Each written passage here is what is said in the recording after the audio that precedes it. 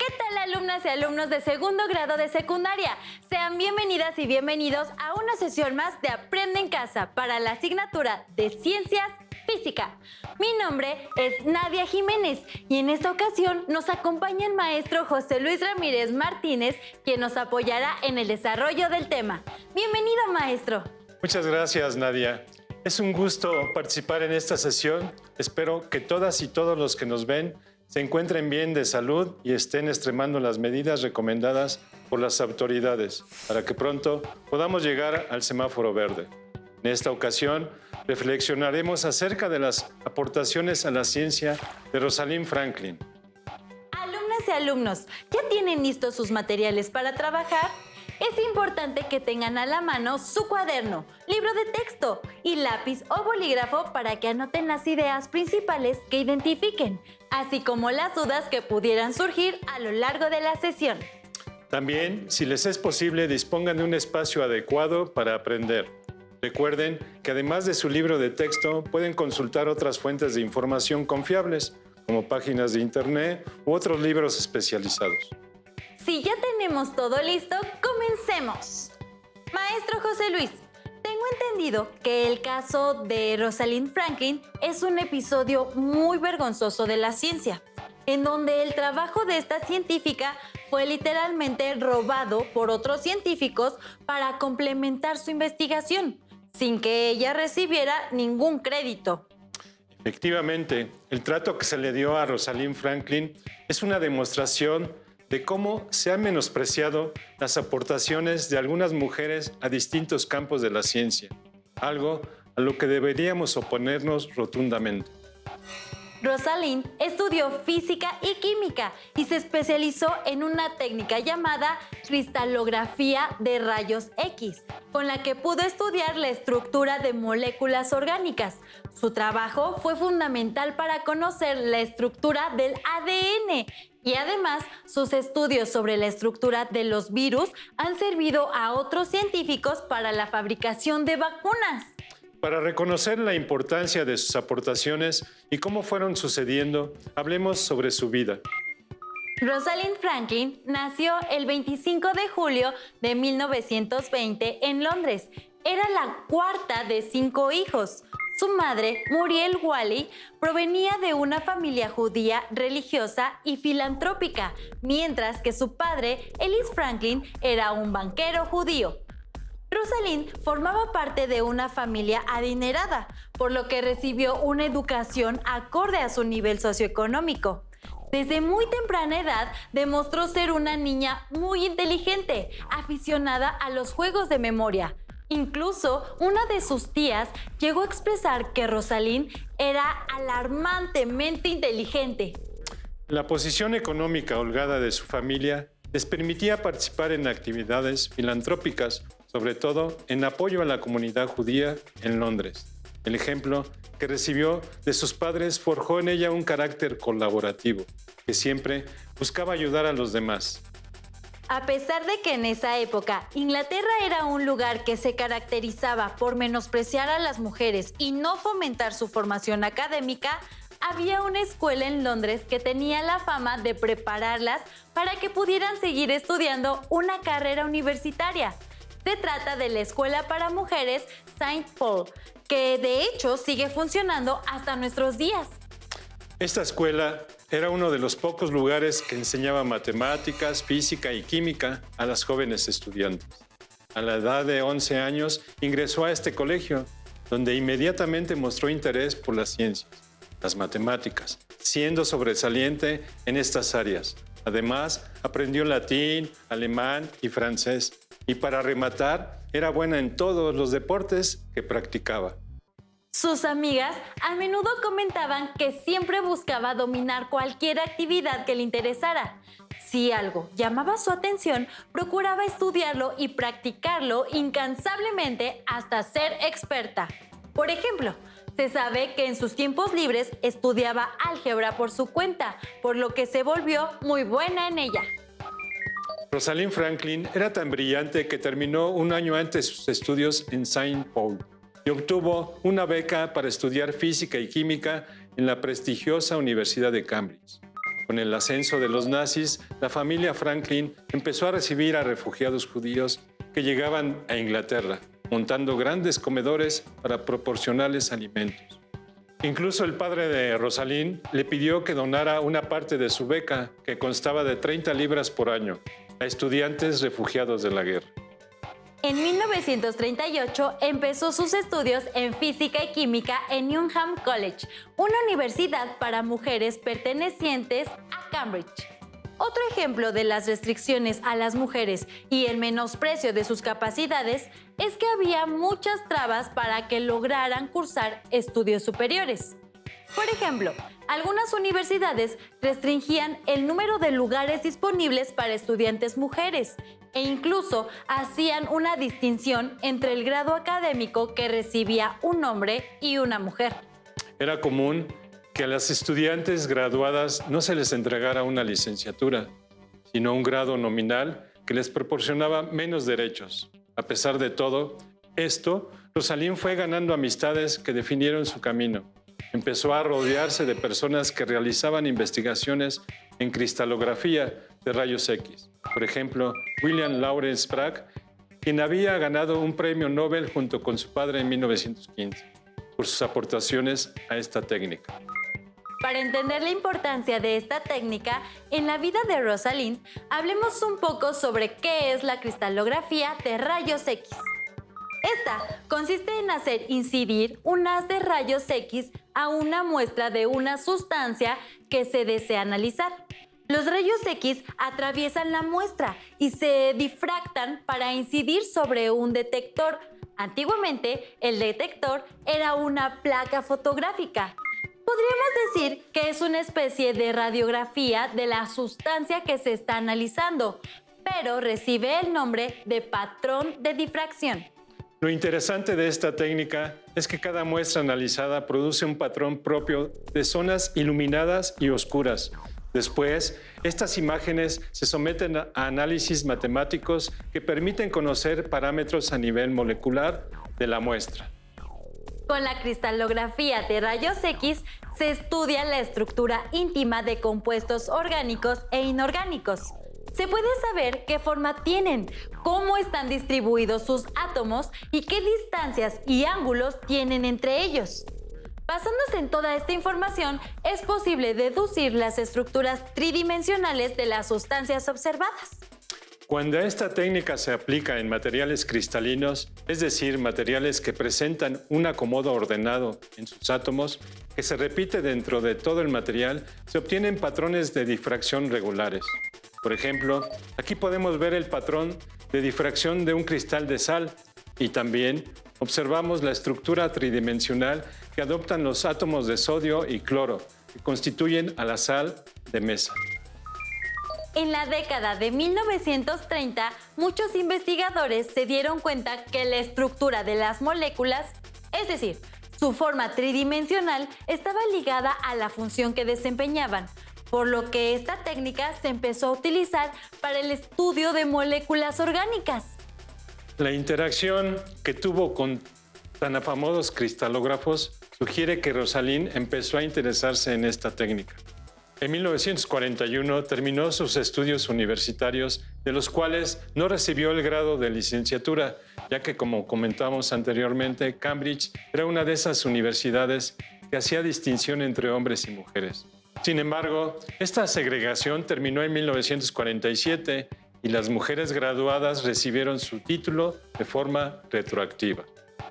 Al graduarse, volvió a ganar una beca para trabajar en el Laboratorio de Física y Química de Cambridge, bajo la supervisión de Ronald George, con el que simplemente no congenió. Por suerte, se abrió una nueva área de oportunidad para sus valiosas habilidades como científica. En 1942 recibió una oferta para desarrollar estudios sobre el carbón en la Asociación Británica para la Investigación del Uso del Carbón. Con su plaza como investigadora, logró ayudar a desarrollar unas máscaras antigás que utilizaban filtros de carbón. Estas fueron de gran ayuda en la Segunda Guerra Mundial. Su sentido de ayuda hacia las personas era tan grande que fue voluntaria como guardia de ataques aéreos y organizó patrullas para ayudar a que las personas estuvieran seguras durante este tipo de ataques. Con sus investigaciones sobre el carbón, elaboró su tesis doctoral y obtuvo este grado en 1945. 2 años más tarde, aceptó la invitación que les hizo Jacques Marin, un ingeniero naturalizado francés que estaba conduciendo investigaciones utilizando la cristalografía por rayos X en el Laboratorio Central de Servicios Químicos en París. Rosalind Franklin se mudó entonces a Francia. Su estancia en París fue una época muy productiva para ella. Perfeccionó sus técnicas en cristalografía y aprendió cómo usarlas en sustancias orgánicas para conocer sus características estructurales. También ganó independencia al vivir alejada de su familia y se sentía realmente cómoda de estar en una ciudad como París. El trato a las mujeres era muy distinto al que recibía en Inglaterra. En el laboratorio central era respetada y tratada como igual. En este periodo publicó más de 10 trabajos que se distinguieron por el detalle, estructura, rigurosidad y calidad de las conclusiones que arrojaban, y con el paso del tiempo se volvió una científica reconocida por sus aportaciones. En 1951 se convenció de regresar a Inglaterra para trabajar en el King's College. Ella no quería dejar París, pero John Randall afirmaba que ella podía lograr grandes descubrimientos si aplicaba su dominio en la cristalografía para el estudio del ADN, cuya estructura era desconocida. Rosalind recibió entonces una beca y en enero de 1951 empezó su trabajo como asociada en el Laboratorio de Biofísica del Consejo de Investigación Médica, que dirigía el mismo John Randall, en el King's College. Su llegada estuvo ensombrecida por un malentendido con el que era el jefe del laboratorio, Maurice Wilkins. Cuando Rosalind fue invitada a unirse al grupo de investigación, nunca se le indicó que sería la asistente de Maurice Wilkins, así que asumió que ella iba en calidad de investigadora independiente. Cuando se estableció en el laboratorio, Wilkins estaba de viaje y ella comenzó inmediatamente su trabajo desconociendo que tenía un superior. Ayudada de Raymond Gosling, un estudiante de doctorado. Rosalind realizó mejoras sustanciales al equipo de cristalografía, poniendo en práctica todo lo que había aprendido en sus años parisienses.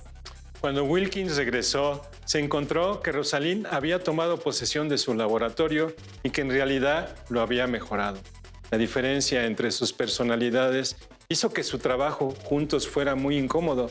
Wilkins era un hombre reservado, mientras que Rosalind Franklin era una mujer decidida, segura y directa, que no estaba dispuesta a subordinarse a Wilkins. El malentendido entre la posición que cada uno ocupaba no se aclaró, ya que Randall nunca se enteró de lo que pasaba. A las dificultades en el laboratorio también se sumaba la discriminación que sufría por su género. Es bien sabido que mientras los científicos tenían una sala recién remodelada para descansar, tomar el té y comenzar, las mujeres eran relegadas a tomar café en un cuarto descuidado y, debido al poco número de investigadoras, Rosalind casi siempre estaba sola.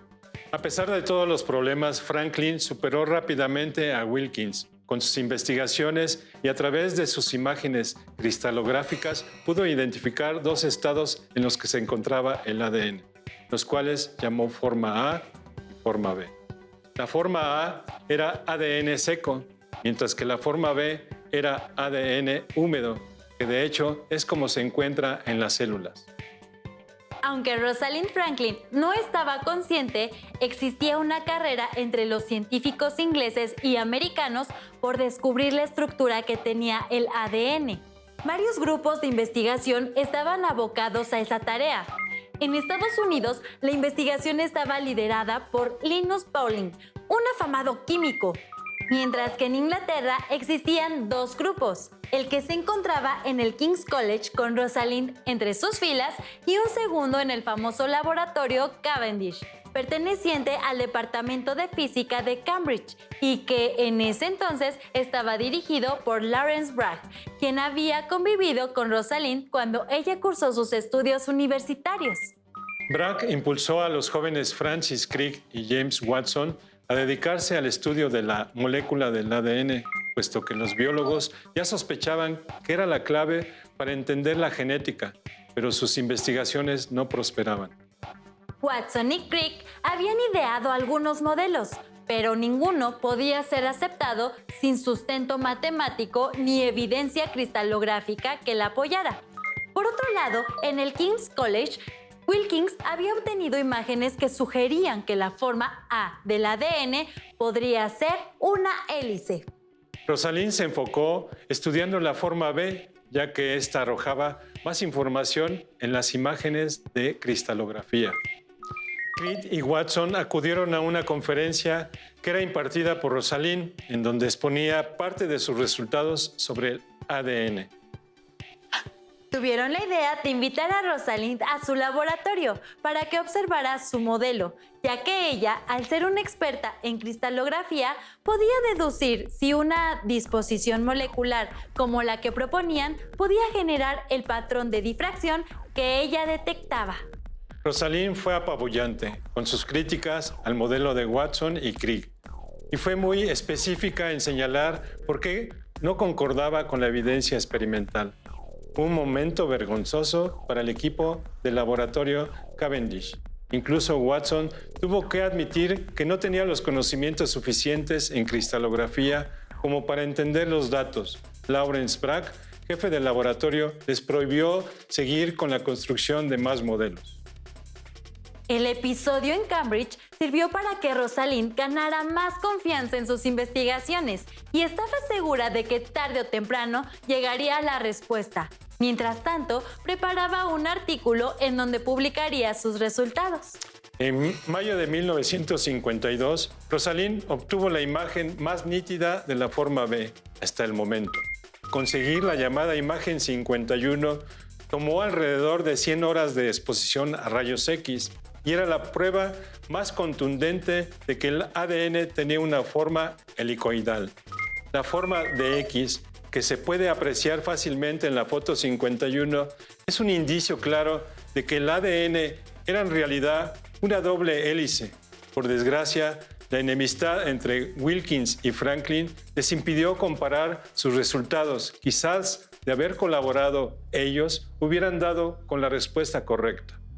Rosalind ya se encontraba muy inconforme con su estancia en el King's College y arregló su partida comprometiéndose a terminar el análisis de sus datos y redactar sus conclusiones. Conforme todo esto ocurría, Wilkins tuvo acceso a la foto 51.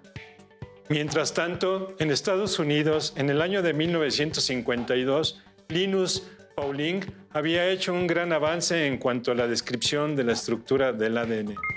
A través de la cristalografía había encontrado lo que se conoce como hélices alfa, que son estructuras secundarias de las proteínas que tienen la forma de un hélice, en donde los aminoácidos están unidos gracias a puentes de hidrógeno. Apoyándose en sus resultados cristalográficos, estaba a punto de proponer una estructura de triple hélice para el ADN. Cuando se sintió cerca del gran descubrimiento, se lo anunció a su hijo Peter Pauling, quien en ese momento se había unido al equipo del laboratorio Cavendish. Este no tardó en correr el rumor de que su padre estaba a punto de encontrar la estructura del ADN, y cuando la noticia llegó a oídos de Watson y Crick, esta fue recibida como una cubetada de agua fría. Pauling había cometido errores similares a los de Watson y Crick. Todo derivado de la poca calidad de las imágenes cristalográficas que poseía. La teoría de la triple hélice fue desmentida tan pronto como fue publicada, pero Watson sabía que si de algún modo Pauling obtenía los datos que Rosalind había generado, iba a ser capaz de dar con la solución. Watson acudió a Wilkins, quien finalmente le mostró la foto 51 de Rosalind. Watson y Crick compartieron esta información con Bragg, quien les permitió construir un nuevo modelo, esta vez usando todos los resultados que Rosalind Franklin había obtenido, incluso el reporte final que había elaborado. En este reporte se sugirió que el ADN tenía una especie de simetría y sumando a la evidencia de la forma helicoidal, Wilson concluyó que había dos hélices en direcciones opuestas. Conectando esta conjetura con otros resultados relacionados con la composición del ADN, lograron encontrar su estructura y al mismo tiempo la forma en la que se replica. Cuando su modelo estuvo listo, tenían que encontrar la forma de demostrar que su teoría era correcta, y la única manera de hacerlo era a través de Rosalind Franklin. La invitaron de nuevo a su laboratorio y se dio cuenta que el nuevo modelo de Watson y Crick era congruente con sus imágenes. De inmediato se dieron a la tarea de redactar sus resultados. El editor de la revista Nature fue informado acerca de la delicada situación en la que se produjeron los descubrimientos de Watson y Crick y encontraron la solución para evitar que se supieran las verdaderas circunstancias. El 25 de abril de 1953 se publicaron 3 artículos en la prestigiosa revista británica Nature. El primero, titulado Una estructura para el ácido desoxirribonucleico, firmado por James Watson y Francis Crick. Fue sucedido por un artículo de Wilkins y por último el de Rosalind Franklin. El colocarlos en este orden específico hizo parecer que el trabajo de Rosalind era la comprobación del modelo, mas no la fuente de la evidencia para construirlo. Para cuando se publicó la revista, Franklin ya tenía su propio equipo de trabajo en el Birkbeck College. Franklin dirigió investigaciones acerca de las estructuras moleculares de los virus que llevó a descubrimientos nunca antes vistos. Dentro de los virus que estudió se incluyen el virus de la polio y el virus del mosaico del tabaco. Rosalind Franklin murió en 1958 a la edad de 37 años a causa de un cáncer, quizá producida por los años que trabajó con rayos X. En 1962, Watson, Crick y Wilkins recibieron el Premio Nobel de Medicina por sus trabajos sobre la estructura molecular del ADN y en sus discursos de aceptación hacen una omisión total de lo fundamental que fue el trabajo de Rosalind Franklin para su investigación. Nunca se dio por vencida a pesar de que fue discriminada por ser mujer. Ella nunca dejó de investigar, aunque no recibió en vida los reconocimientos que merecía de parte de la comunidad científica. Por esa tenacidad es un ejemplo para las mujeres y por supuesto también para los hombres. Su visión de la vida es descrita en una carta que le escribió a su padre en 1940 cuando ella tenía 20 años. La carta mencionaba lo siguiente: la ciencia y la vida ni pueden ni deben estar separadas. Para mí, la ciencia da una explicación parcial de la vida, tal como es. Se basa en los hechos, la experiencia y los experimentos. En mi opinión, lo único que necesita la fe es el convencimiento de que esforzándonos en hacer lo mejor que podamos, nos acercaremos al éxito y que el éxito de nuestros propósitos, la mejora de la humanidad de hoy y del futuro, merece la pena conseguirse. La historia de Rosalind Franklin refleja tanto la situación de muchas niñas con deseos de estudiar y prepararse, como la manera en que los prejuicios basados en el género se convierten en limitantes para lograr sus propósitos de vida. Es por eso que debemos reconocer que todos tenemos un gran potencial sin importar nuestro género. Son muchas las mujeres que han realizado grandes aportaciones a la ciencia, aunque no siempre reciban el crédito que merecen. Algunos ejemplos son Hipatia de Alejandría. Fue la primera mujer en realizar una contribución sustancial al desarrollo de las matemáticas. Sophie Germain, matemática del siglo XVIII, que hizo grandes aportaciones a la teoría de números y la teoría de la elasticidad. Debido a la discriminación que sufría por ser mujer, firmaba sus cartas con un seudónimo masculino. María Sibila Merian, primera entomóloga empírica que viajó para describir y observar los insectos en su propio hábitat. Ada Lovelace, matemática y escritora inglesa, es considerada por muchos como la primera programadora de la historia. Lise Meitner, física austriaca, descubridora de la fisión nuclear. Sin embargo, este logro fue atribuido a su compañero de laboratorio Otto Hahn, por lo que recibió el premio Nobel en 1944. Mary Anning fue la primera paleontóloga reconocida y descubrió un esqueleto completo de un plesiosaurio. Mary Somerville, matemática y científica escocesa, analizó las perturbaciones en la órbita de Urano, lo que condujo al posterior descubrimiento de Neptuno. Margarita Salas, bioquímica española, que descubrió una enzima que tiene la capacidad de producir copias genéticas precisas a partir de una sola gota de sangre. Y por último, mencionaremos a Barbara McClintock, científica estadounidense que descubrió los genes saltarines, revelando el hecho de que los genes eran capaces de saltar entre distintos cromosomas. No olvidemos que ellas son un pequeño ejemplo de todas las mujeres que dedican su esfuerzo a la ciencia. Para terminar, alumnas y alumnos que nos ven, reúnanse con su familia para reflexionar sobre las aportaciones de Rosalind Franklin y realicen un resumen o un mapa mental sobre las mismas. No olviden que si desean profundizar en el tema o resolver dudas, revisen su libro de texto o recurran a otras fuentes de información confiable. Maestro José Luis, le agradecemos mucho su participación en esta sesión y a todas y todos los que nos acompañaron, les invito a que sigan los contenidos de Aprende en Casa. ¡Hasta luego! Hasta luego. Si tienes dudas o necesitas ayuda, llama al Centro de Apoyo Pedagógico a Distancia. El número de teléfono para secundaria es el 55 36 01 71 23. Si requieres consultar los libros de texto en versión digital, recuerda que los puedes encontrar en la página conalitec.cep.gov.mx. Y recuerda que también cuentas con el sitio aprendeencasa.cep.gov.mx, en donde podrás ver nuevamente los videos de los programas y además encontrarás actividades para fortalecer tus aprendizajes. También te invitamos a que consultes la plataforma nuevaescuelamexicana.cep.gov.mx.